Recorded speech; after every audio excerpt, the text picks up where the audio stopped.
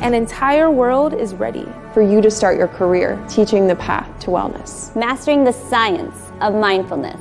And the art of coaching. To help clients achieve mental, emotional, and physical betterment of life. Through movement, nutrition, recovery, and regeneration. Because impacting one person impacts a family. Impacting a family impacts a community. And impacting a community impacts the world. Become an NASM certified wellness coach.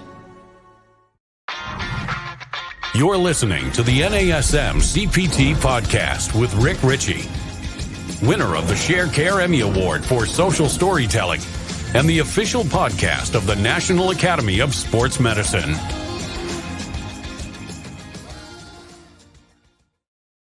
Hey, y'all, and welcome to the NASM-CPT Podcast. My name is Rick Richey, and a few weeks ago, I was at an event, one of my kids' events at the school. So he's a public school kid at PS9 in New York City. And I'm going there to be with my kid and go through all these things. And they have bouncy houses and stuff like that.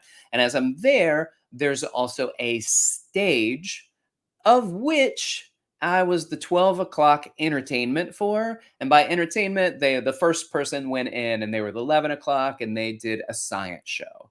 So I then at 12 o'clock did something that they titled Fitness Fun with Rick Richey. So they're really working through the alliterations and trying to get kids to be more physically active. So I get up on stage and for 10 to 15 minutes, I make a wonderful fool out of myself. And I invite the children to come up and to do exercises and things like that. So they get up and they exercise. I'm coaching, cueing and all that stuff. And we have a great time. And I have them tell me what exercises that we can do. And they're like, push-ups. And I was like, I don't think that's a thing. They just stop making stuff up. These kids make things up. And they're like, it's real. So we had a great time, great feedback. And as I got down, there was a woman there. And she was like, Rick, that was really good. It's been a while. And I was like, oh my goodness, I know her. I know you. And she is one of the partners in a company called PROnatal.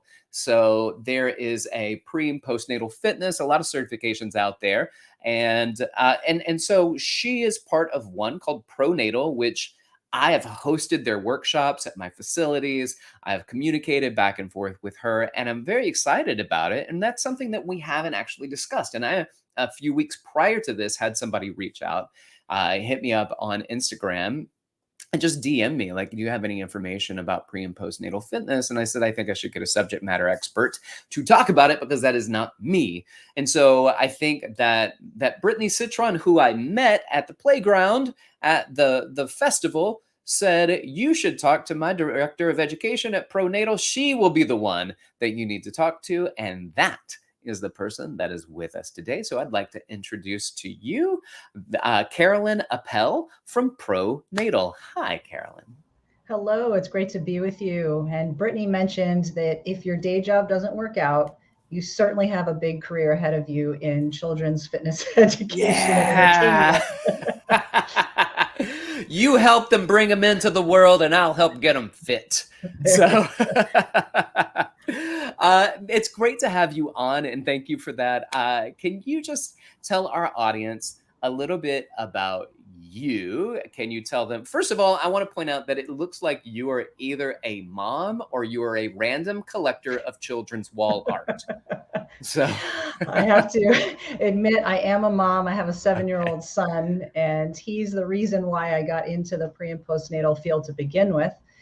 Prior to that, I started in the fitness industry about 20 years ago, and I worked in a big chain gym, and education was always my path and teaching was always my main passion. So I really dove into that end of things and started teaching for different companies, coming in-house for their education for their fitness professionals. And then eventually I went on to get my master's in motor learning and control.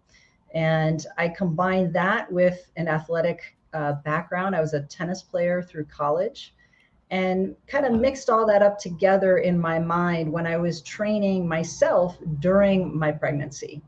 And I used that sort of approach as an athlete might to prepare for a competition or a tournament, as I was going through my pregnancy to prepare for labor and beyond. And that was really the first light bulb moment, because as I was going through that process, I was looking for good quality information about prenatal training, and I was having a really hard time finding it. And I thought, if I'm relatively well educated in this field and I'm having trouble discerning what's good versus bad information, how possibly could the everyday person be able to make those distinctions? And so that was a big driver in wanting to proactively get into this field.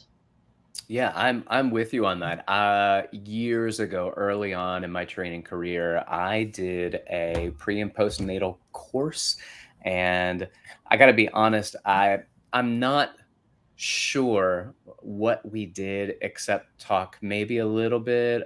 We talked about pelvic floor training at the seminar, and then basically it was just an entire day workshop of what I felt was fear mongering. Like, Yes. it was like, here, don't lie on your back, but also do not lie on your stomach or either one of your sides. Just, I was like, what do Don't we lie do down with at all. people? Right. There's no lying down. Stand up and go to sleep. I was like, that's good practice for parenting. Right, exactly. But I felt like everything was like kitten gloves for the pregnant person, and I just felt that wasn't for me. Like, I didn't know anything about pre or postnatal, but I also knew people that exercised and were pregnant. So I was just like, I'm not sure. Like, I'm not sure I'm making application with this. So I just want to like throw that out there and let you do what you will with that comment. Yeah, unfortunately, that has often been the approach when it comes to working with this population, is that it's a whole long laundry list of things to avoid and things to modify and use caution with. Yeah. But if we flip this around and say that somebody who is pregnant is preparing for most likely the most physically taxing event of their lives. Yes. Why wouldn't we approach this with the same mindset as we would an athlete preparing for the Olympics, right? They're going to be undergoing extreme physical demands. And if we understand those demands and what's involved with them in terms of the adaptations we're trying to create in the body so that those demands don't overwhelm the body's capacity, then we can provide a foundation that will allow people not only to improve their birth outcomes, improve baby's health, improve their own health, but that will allow them to actually enjoy this process and not simply endure it and just make it to the end. Ooh, you know, well said. because for me particularly, you know, this was a one and done thing. I know you went a few times through this process. It did. But for me, it's simply a one and done. I had one Olympics, and I wanted to make sure I came in with the best preparation possible. And that is what we kind of term our performance training approach, and how our PROnatal fitness approach is very, very different from the other pre and postnatal fitness companies out there. I like that you said it feels it's the biggest event that you could go through, and that is in fact something that is said in the book Burn by Herman Posner. And he's a PhD, and I think he's Duke. I believe he's at Duke. And I know that if he's at UNC, then that's going to start a big fight. But it's at one of those North Carolina universities that are both excellent. They're both good schools. So with that said, he talks about this. He is that if you were to look at anything that is demanding and incredibly taxing on the body, the longest term event that we are familiar with. And he was trying to figure that out. And he was looking at endurance runners and, 26 marathon, a marathon every day for 26 days, and the people that train for all sorts of things. And then he was like, and we looked at pregnancy, it seems that it pales in comparison, at least metabolically, to somebody that is pregnant. And that is a 9-month stint, and it is progressive and Yes. it is challenging. So I think you're right when you say that, just based off of what Dr. Posner says, where that is incredibly demanding for a prolonged period of time. And we break them up into phases. We tend to break them up into trimesters. Mhm. And, there are different things perhaps in different trimesters. Can you just speak to what some of those things might be? Just enlighten us on Sure. what each phase looks like for the fitness client. Yes. So generally speaking, you may know this firsthand from seeing your wife go through it, but typically in the first trimester, the big things to contend with are simply the nausea and fatigue. And the body is simply getting accustomed to the idea of being pregnant. But once we get pregnant, there is a cascade of changes that happens in the body, from hormones to alignment changes to intra-abdominal pressure changes. There's a massive list, but typically in the first trimester, the things we start to look out for are the hormonal changes, which can begin upon conception. So that means typically that the body will start to experience more laxity in the soft tissues. And as we know, as many of us know, this relationship between mobility and stability, the more mobile we become, the less stable we potentially can become.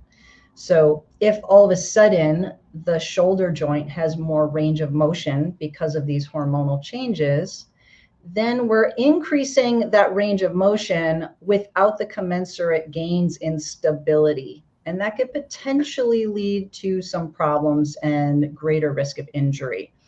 Now, it's not necessarily a bad thing. We just have to be mindful of that when training these clients, that if they are experiencing greater changes due to these hormonal effects, then we need to simply pay greater attention to those end ranges that we're pushing them to. We may have to back off a little bit or slightly lower the weights depending on the degree of change.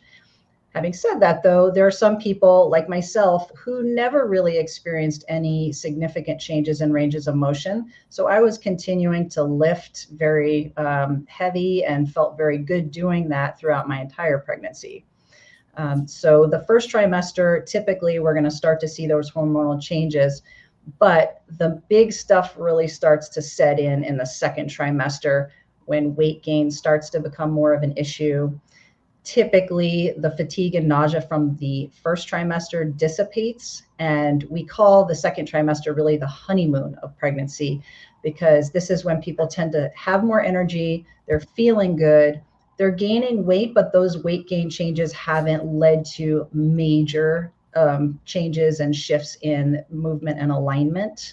So it's kind of that sweet spot where we're feeling good, we can push our clients, and then before we get into the bigger modifications, this is really when we can set that foundation of strength that will carry us through to that third trimester, when the changes to the body's external loading, so to speak, becomes greater and greater.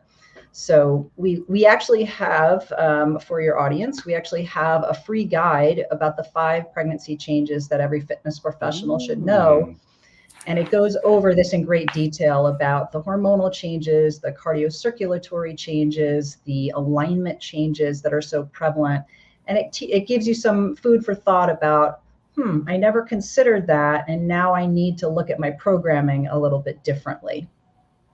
Yeah. So what does that then look like? So you get through maybe this honeymoon phase, and then you start to get into the third trimester. And I want to just reintroduce you, ladies and gentlemen. This is Carolyn Appel, and she is the director of education at PROnatal. And we're inquiring about this not only because it was an opportunity that at a chance meeting that I talked to your business partner, but also somebody had reached out recently asking about it. So it's really quite nice that the stars aligned and that you're with us today. So thank you for being here. With that said, that third trimester, moving into that where things get a little bit bigger, things get, there might be some of the nausea in the first trimester. It might not be as much, though I will say for my poor wife, from conception to delivery, She had morning sickness for our first one. Thank goodness it wasn't like that. The only time that she didn't feel sick is when she was exercising. So she was crushing some spin and cycling classes. And with our first one, she was like, it's the only thing. And for like an hour or two after, she felt okay. But then hit with it again. And when she had that morning sickness throughout. And then in the third trimester, she had the stomach is being pressed against. So she felt like she couldn't eat anything, but she wanted to eat, and her back hurt, and she had sciatic pain. There were so many things that just built up that made you think she will never have another kid. And then she was like, psych. And we had 2 more. So, so talk to us about the third trimester and what happens there. Yeah. So obviously, along with the weight gain, there are big changes that can happen to alignment. And in our education, we talk so much about the importance of maintaining a neutral alignment, because as you imagine, as the weight is gaining in the front of the body with the breasts and the belly, that's going to shift the center of gravity from where it is pre-pregnancy to just below the belly button to up and forward. And now this increases stress on the posterior chain from top to bottom. Oftentimes we see that very exaggerated anterior pelvic tilt, which then puts us into lumbar extension and compresses the low back tissues. So it's really not a surprise that most pregnant people complain of low back pain as the number one thing that they're experiencing as a discomfort during pregnancy. Yeah. And along with those shifts, coupled with the hormonal changes I mentioned a little bit earlier, the pelvic position starts to change. So there's a widening at the pelvis, and the feet then, if we travel down from the pelvis down to the feet, the foot stance gets wider.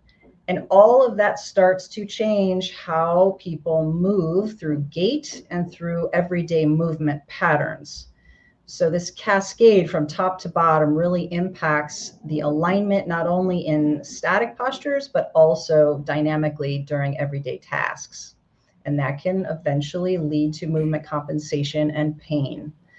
And so we really promote the idea of not only maintaining good alignment, but strength training.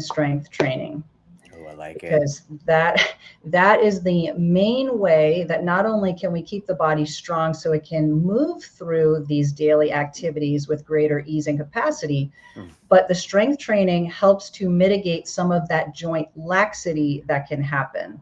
Because as we know, strength training stiffens connective tissue. So it's a great way that we can use to impact many different body systems. And even if someone has not been used to doing strength training, they can start during pregnancy. It is perfectly safe. We have a lot of evidence to support its efficacy. And it really just helps the whole process from pregnancy, labor, and into the postpartum period, which most people tend to forget about, but is an incredibly physically taxing time. We're going to talk postpartum, but I want to go back to this shift, right? So there's a shift, and I will say this, for a long time, like, it's hard to do research and fitness on pregnant people because, first of all, a lot of times these are research done in a university setting. Also, to get past the boards to be able to implement something, there are huge safety hoops to jump through. So majority of boards, of these research boards, are not they're just not going to okay going through anything with pregnancy, because if anything happened, then they could say, oh, that's because of this, right? And so universities are going to be like, no, we're not going to do that. So I'm just curious, what happened? When did this pendulum start shifting? Because for a long time, Carolyn, it was like, nope, don't do anything. You need to stay in bed if you're pregnant. Don't get up. Don't be active. Don't do this. And then you had some people that were actually physicians. The physicians are saying this. It's just not midwives and stories of this. These are the physicians saying it. And then there are some researchers that are going, we're not touching this. So what has come up since then? Where, is there actual research with this stuff? What is the evidence, and how did that start to shift? So as you mentioned, up until there was actual evidence, the predominant thinking was that we should try to minimize stress to the body during pregnancy because we don't want to overtax the system and potentially cause negative repercussions for the baby. But in the mid 1980s is when they actually started studying this population in clinical trials, and they were looking at moderate intensity activity and found it not only to be safe for mother and baby or parent and baby, but now they're seeing a ton of positive health benefits. So not only are the amount of medical interventions reduced during labor, but labor is actually shorter for those who exercise during pregnancy. There's also fewer postpartum recovery needs for people who are more active during pregnancy. So they recover more quickly. And then newer research, which is really exciting, it's just kind of starting, is looking at the longer term health outcomes on the offspring of those who were exercising during pregnancy. And they're seeing that not only their health outcomes, cardiorespiratory, they have lower increases in body weight, less asthma, less obesity likelihood as they go into adulthood. They're also looking at cognitive and intelligence scores, which are seemingly being a little bit higher to those who were born to exercising parents. So indeed, the research started in the 80s and it has continued on. The efficacy is there for lifting up to 85% of your max during pregnancy. They haven't done research above that because, as you say, the unknown potential risks have not been calculated yet. But we can safely say up to 85% or about 6 repetitions is perfectly safe as long as the body has been prepared to get there.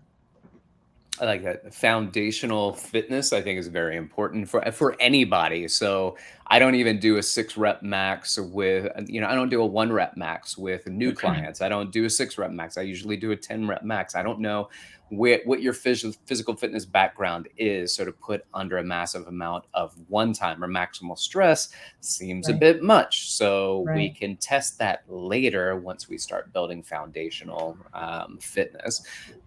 I think that kind of gets accelerated with if you're just starting to exercise and you've become pregnant, or you're pregnant and you go, I want to be healthy and fit for this pregnancy, and they just start. Now, with that said, that used to be the statement, like, if you lift, then keep lifting. But if you've never lifted before, don't lift, don't start doing it now. Are you saying that storyline is now kaput too? Yes. And in fact, yes, happy to say that that's the new line. So ACOG, which is the American College of Obstetricians and Gynecologists, is the leading medical board that promotes exercise guidelines for this population. And they have really evolved quite a bit from their stances in the 80s. And so now they say that if you are pregnant, no matter whether or not you worked out before, you should definitely start doing something. And moderate activity is safe, trying to aim for about 30 minutes a day. And it can be a combination of activities. It could be cardiovascular, it could be yoga, it could be doing pool work, it can be stationary cycling. They have a whole list of what they consider acceptable activities. But I think the thing that we also need to keep in mind is that what keeps us safe is different from what gets us prepared. And that is really something that we distinguish between, because the advice that ACOG gives, while certainly revolutionary for them, is pretty much the same advice that the CDC gives for all adults. It's not specific to pregnancy and the demands of the body during pregnancy. The demands, if you think about it, the average person gains roughly 25 to 35 pounds during pregnancy, probably a little bit more if we're being really honest here. But if we're gaining, let's say 35, even 40 pounds during pregnancy, if the body has not been preparing to lift those loads and move with those loads, how are we possibly expecting these people to be able to handle those loads in the third trimester and move successfully and without pain? Yeah. That's a big ask. And so the more we can prepare the body with foundational patterns, we don't have to load too heavy to begin with if this is someone new, but certainly I would encourage you to work with these clients, not looking at them as if they're somehow fragile and broken, but more to the point, we need to prepare them for the incredibly physically taxing journey ahead. Can I ask a question about how you handle conversations with people? So in my head, I'm thinking about conversations I've had with people, and during pregnancy, they'll say things like, "I'm already so exhausted. I'd love to start exercising, but I'm so tired already right now." Like, what are conversations? What are some ways? And I'm not sure if you guys even discuss this, but how do you navigate conversation, just like conversations that you have with people that are pregnant that find it challenging, first of all, to exercise anyway, but maybe they exercise, maybe they never did before, but right now just things just don't feel right, and it doesn't feel like this is something that they're motivated maybe to do. Yeah, that is a challenging situation, but one that we certainly have to deal with. It's very real. And we tend to try to break it down in a scaled way so that it works into this person's lifestyle. So it may not be that we're expecting them to, right away lift something heavy and do a bunch of sets and reps for something. It's more like meeting them where they are and saying, okay, we know, and the evidence proves that the more active you are, the better it's going to be for you, the less pains and injuries, but also you're doing this for the health outcomes of your baby. So it's almost like working out during pregnancy is your great responsibility that you can take advantage of in order to improve the outcomes for the baby. So even if you're not doing it for yourself, or you're finding it more difficult to see your way to a more active lifestyle because of the fatigue, because of the exhaustion, just keep the longer term vision in mind, but start out with smaller, more achievable goals. So it might be having your client do a set of something, and then they can do active rest with some specific core and pelvic floor work, so that they're getting things done, but at a lower intensity level. And then slowly we start to scale up as they're able. I like that. All right, ladies and gentlemen, this is Carolyn Appel, and she is talking to us about PROnatal, which is the company they work for, that she works with. But we've been talking, Carolyn, about prenatal fitness. So many of these are pre and postnatal courses, but we tend to spend a lot of time on prenatal, and then we kind of lose the post part of it. So can you talk to us a little bit about what that's like, what that means? What direction are we looking at after the birth of a child? Well, one thing I will say is that even though during pregnancy we are hyper-focused on the demands of pregnancy and the changes to the body, and we're also thinking in terms of where this is leading us to labor, we have this third goal of training for the postpartum period during the prenatal program. So we're always keeping in mind the longer term trajectory that whatever we're doing now will have a direct impact on the postpartum recovery side of things. So after we give birth, typically there is a period of about 6 weeks when we as fitness professionals do not and will not see our clients because they have not been cleared by their doctor to return to exercise or a structured exercise program. And during this 6-week period, we don't see the clients, we don't know what's going on, but what we want to do is figure out what happens in this void, right? Because the clients go away, something happens, and then they return to us. And as fitness professionals, we're thinking, okay, what just happened? I need to understand so I know where to enter into this postpartum stage with my client. Yeah. And so what typically we can expect is that the client is now transitioning physically from being pregnant to the trauma of labor, whether it was a C-section or vaginal delivery, They're recovering, potentially having had maybe a little bit of stitches, a little tearing. Maybe they have considerable bleeding, which is something that we don't talk about. This is sort of a little taboo subject that we need to bring light to, right? A person continues bleeding for many weeks after having given birth. The uterus is shrinking and it takes time. The body is losing fluids. We've not only given birth to baby, but also the placenta, which was this entirely new organ we developed to support the baby, right? So we're really massively changing in a physical sense, but we also need to keep in mind that in terms of the psychology of this person, this is changing dramatically as well, especially for a first-time parent.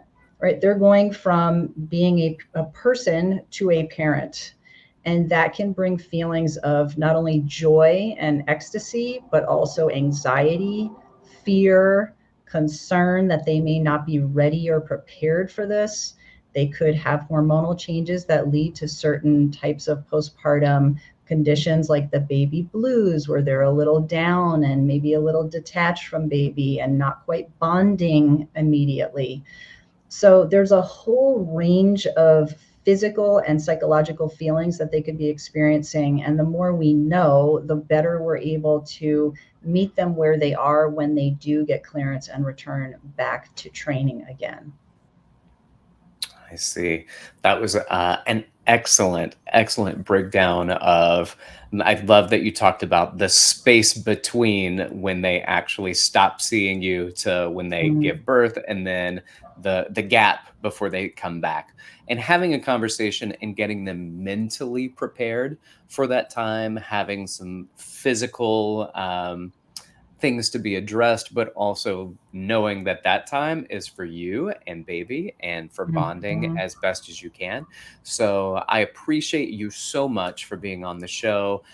Can you do this? Can you provide some information about the company that you work for, which has its NASM approved continuing education? For those of you out there who are looking for continuing education and you would like to learn more about PROnatal, the pre and postnatal certification that you can get, we get some information to you about that. So can you provide that? Absolutely, yes. If you go to our website, which is pronatalfitness.com/fitpro, we have a lot of information for you about the free guide that you can sign up for. And as I mentioned, it takes you through several changes that the body goes through during pregnancy and how you can consider them in your programming. But we also have a ton of resources in our blog. We're very active as well in our continuing education offerings. So we have our signature pre and postnatal performance training specialist course, which is all online. It's entirely self-paced. We have 18 modules. It's very comprehensive. So I believe we give 1.9 CEUs for NASM, as well as all the other ACE, AFA, CanFit Pro.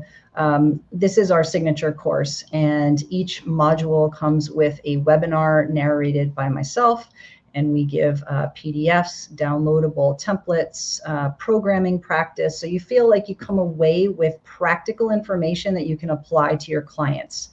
I think that it's very important that, understanding conceptually what happens is great, but if you can't apply it, then how useful is it really? And so we spend quite a bit of time taking you through developing the big picture macro cycle, and we break it down into smaller skill-based stages.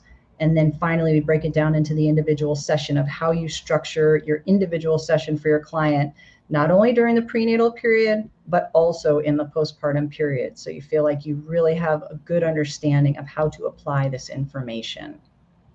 Oh, that's fantastic. Carolyn Appel, thank you so much for being with us today. I appreciate your time, your insights. And for you, the listener, I want to say thank you so much for being with us. If this seems like something that applies to you, then thank you so much. You can look up PROnatal Fitness. And I think in the show notes, we're going to provide a discount. There'll be a time limit on it. So if you're listening to this a while after it was recorded, you may not have access to it, but we'll provide you with a discount to the PROnatal product. With that being being said, thank you so much for being here. Your Thank time, you. your efforts, you learning with us is greatly appreciated. So I want to say also, if you like the show, like, subscribe, make the comments, tell your fitness friends and family about it, and keep inspiring people to fitness. Thank you so much for listening. I'm Rick Richey. This has been the NASM-CPT Podcast.